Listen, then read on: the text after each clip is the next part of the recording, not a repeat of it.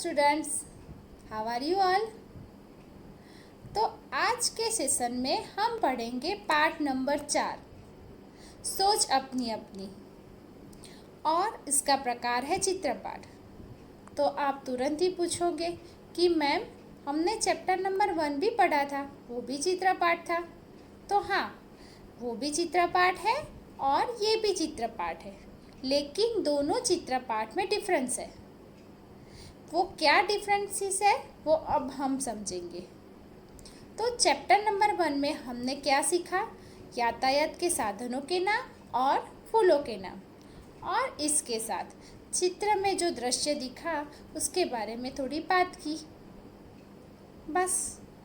और इस चित्रपाठ सोच अपनी अपनी में हम क्या सीखेंगे? पहले तो हम चित्र में जो दृश्य है उसको तो समझेंगे, उसके बाद इस दृश्य में जो क्रियाएं हो रही है वो क्रिया क्यों हो रही है, और इस क्रिया में जो भी व्यक्ति है वो सब व्यक्ति क्या क्या कर सकते हैं, क्या क्या करना चाहते हैं, उसके बारे में समझेंगे। तो ये दोनों चित्रपाठ की डिफरेंसेस, ये है उनके तफावत। तो अब हम ये पाठ सोच अपनी अपनी को समझेंगे। तो पहले हम पाठ्य पुस्तक में दिए गए चित्र को देखेंगे और इसके बारे में समझेंगे। पाठ 4, सोच अपनी अपनी। तो आपके स्क्रीन पर एक चित्र दिखाई देता है।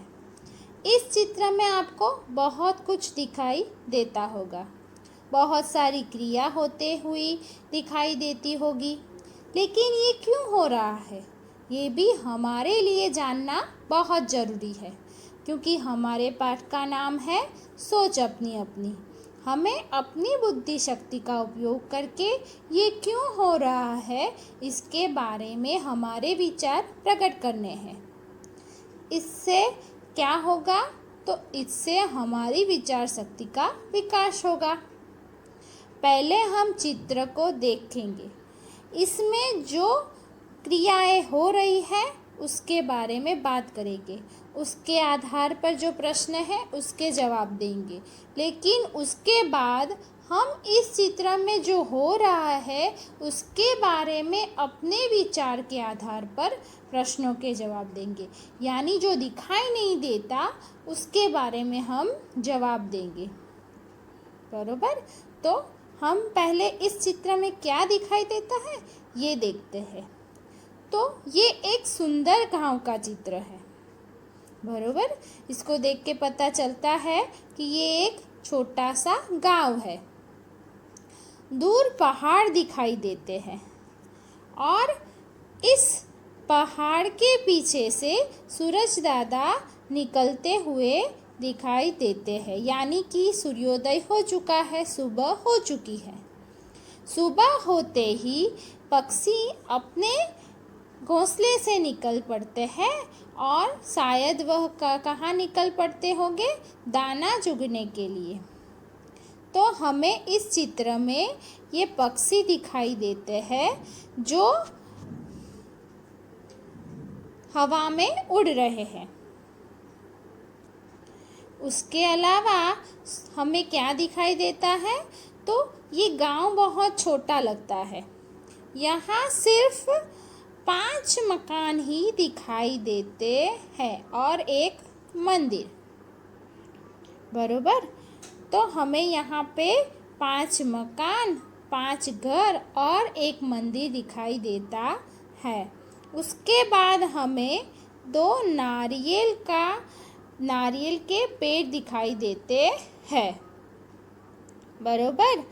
और दूसरा तो हमें इसके अलावा एक चरवाहा दिखाई देता है और उसके हाथ में एक लकड़ी है।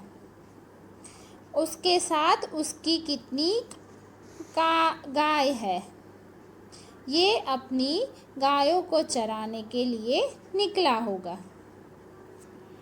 उसके अलावा ये रास्ते पर हमें एक कुत्ता दिखाई देता है और कुत्ते के आगे एक किसान दिखाई देता है। ये किसान है, बरोबर। और कुछ और क्या दिखाई देता है? ये सुंदर बगीचा, रास्ते के एक बाजू सुंदर बगीचा है। उस बगीचे में 3 बच्चे खेल रहे हैं, 2 लड़कियां हैं और एक लड़का। ये तीनों क्या खेल रहे हैं? तो ये तीनों बच्चे, ये रंग बिरंगी तितलियां दिख रही है आपको, तो ये रंग बिरंगी तितलियों के पीछे दौड़ रहे हैं। तो ये है इस चित्र का वर्णन। अब हम स्वाध्याय के प्रश्नों को पढ़ेंगे और उसके जवाब देंगे। अभ्यास, प्रश्नों के उत्तर दीजिए। प्रश्न 1, सूरज निकलने पर पक्षी क्या कर रहे हैं? तो हमने पहले ये चित्र देखा, तो चित्र में हमने क्या देखा? पक्षी क्या कर रहे हैं? तो सूरज निकलने पर पक्षी दाना चुगने के लिए निकल पड़े हैं, बरोबर। अब दूसरा प्रश्न, ये सब प्रश्न चित्र के आधार पर है। दूसरा है, चरवाहा क्या कर रहा है?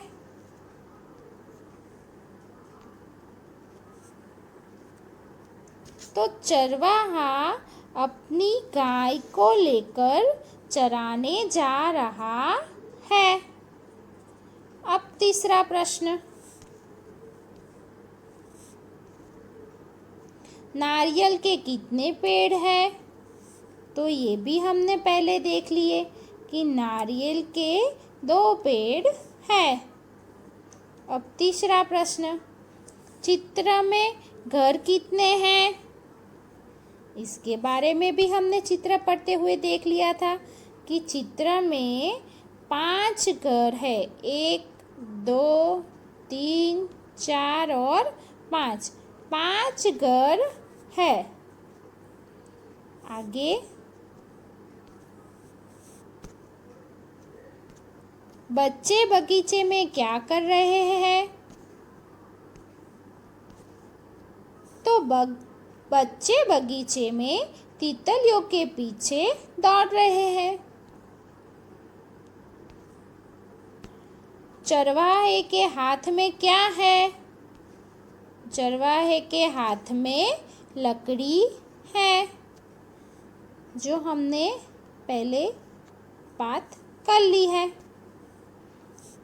अब जो प्रश्न है वो हमारी सोच पर आधार है, बरोबर। तो इसका जवाब मैं भी अलग दे सकती हूँ, आप भी अपनी सोच के आधार पर अलग जवाब दे सकते हो। तो पहला प्रश्न है, चरवाहे क्या सोचते होंगे?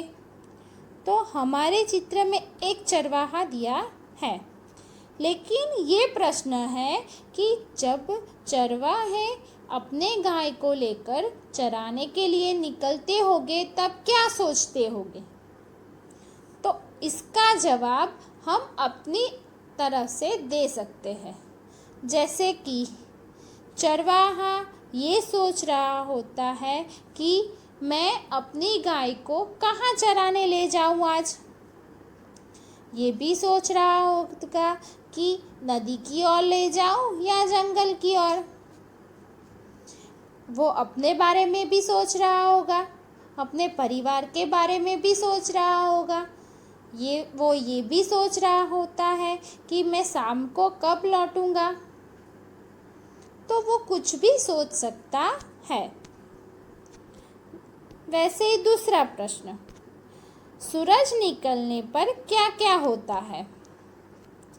तो आप सबने तो ये देखा ही है और इस चित्र में भी देखा है, अपने घर में तो देखते हो और इस चित्र में भी देखा कि सूरज निकलने पर क्या होता है। तो पक्षियाँ दाना चुगने के लिए निकल पड़ती है, चरवाहे अपने गाय को लेकर चराने के लिए निकल पड़ता है, किसान अपनी खेत में काम करने के लिए निकल पड़ता है। फिर ये सभी फूल खिलते हैं, तो इस प्रकार पूरा संसार चेतना से भर जाता है। सुबह सुबह हमको अगर नज़दीक मंदिर हो तो मंदिर का घंटनाद भी सुनाई देता है। तो ये सब हो सकता है। आगे, तुम बगीचे में होते तो क्या करते? इसका जवाब तो आप भी अच्छी तरह से दे सकते हो कि आप क्या करते। खेलते, फूलों की सुंदरता को देखते, तितलियों के साथ खेलते, झूला झूलते, कुछ भी कर सकते हो। आगे का प्रश्न, कुत्ता क्या सोच रहा होगा? तो इस चित्र में जो कुत्ता दिखाई देता है वो क्या सोचता होगा कि मैं आज कहाँ जाऊँ, किसके पीछे जाऊँ? ये चरवाहे के पीछे जाऊँ, किसान के पीछे जाऊँ या 3 बच्चों के पास जाऊँ? अगर मैं चरवाहे के पीछे गया तो वो चरवाहा कहाँ जाएगा और क्या वो मुझे रोटी देगा? किसान के पीछे जाऊँगा तो किसान कहाँ जाएगा, वो क्या मुझे रोटी देगा? और इन 3 बच्चों के पीछे गया तो रोटी तो नहीं मिलेगी और ये 3 बच्चे वहाँ से भाग जाएंगे। सही बात है।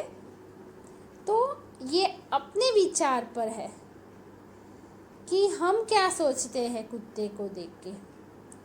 हम ये कुत्ते को देखकर, उसकी गतिविधियों को देख के पता चलता है कि वो अभी हमारे पास ही आएगा, वो दौड़ के वहाँ जाएगा, हम ये बोलते हैं। तो बस ऐसे ही विचार इस प्रश्न में प्रकट करने हैं, लिखने हैं। तो ये था हमारा पाठ 4, सोच अपनी अपनी। तो आशा है कि आप सबको इस पाठ की समझ अच्छी तरह हो गई होगी और इस पाठ के आधार पर आप अपनी सोच, अपने विचार को आगे बढ़ाओगे।